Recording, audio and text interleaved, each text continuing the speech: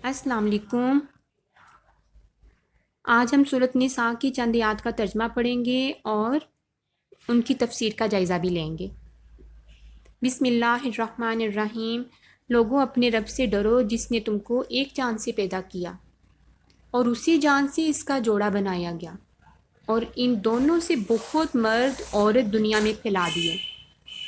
اس خدا سے ڈرو جس کا واسطہ دے کر تم ایک دوسرے سے اپنے حق مانگتے ہو، اور رشتہ و قرابت کے تعلقات کو بگاڑنے سے پرہیز کرو۔ یقین جانو کہ اللہ تم پر نگرانی کر رہا ہے۔ یتیموں کے مال ان کو واپس دو، اچھے مال کو برے مال سے نہ بدل لو۔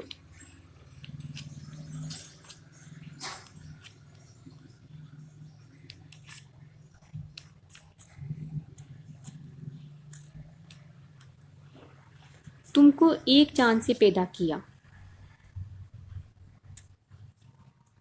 یہ دیکھیں جی، جس نے تم کو پہلی آئی تھی سورہ نساء کی، لوگوں اپنے رب سے ڈرو جس نے تم کو ایک جان سے پیدا کیا اور اسی جان سے اس کا جوڑا بنایا، اور ان دونوں سے بہت مرد عورت دنیا میں پھیلا دیے۔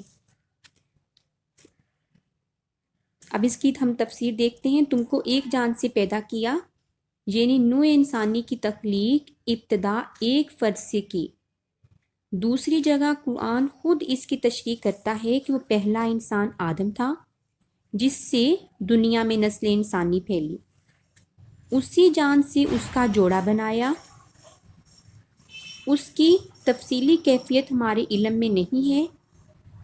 عام طور پر جو بات اہل تفسیر بیان کرتے ہیں اور جو بائبل میں بھی بیان کی گئی ہے وہ یہ ہے کہ آدم علیہ السلام کی پسلی سے حوا کو پیدا کیا گیا۔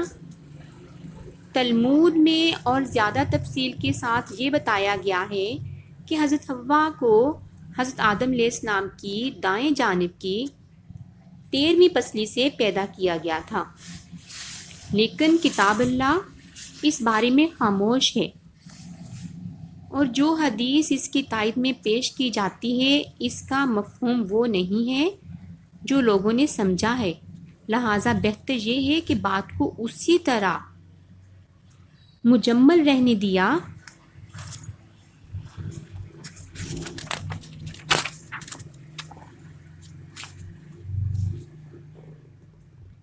جائے جس طرح اللہ نے اس سے مجمل رکھا ہے، اور اس کی تفصیلی کیفیت متعین کرنے میں وقت نہ ضائع کیا جائے۔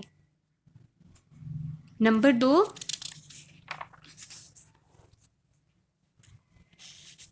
یتیموں کے مال ان کو واپس دو۔ نمبر 3 ہے جی، اچھے مال کو برے مال سے نہ بدل لو۔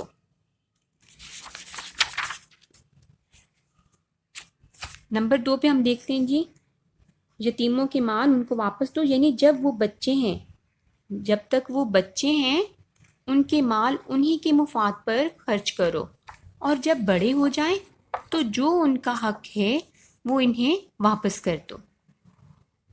نمبر 3، اچھے مال کو برے مال سے نہ بدل لو۔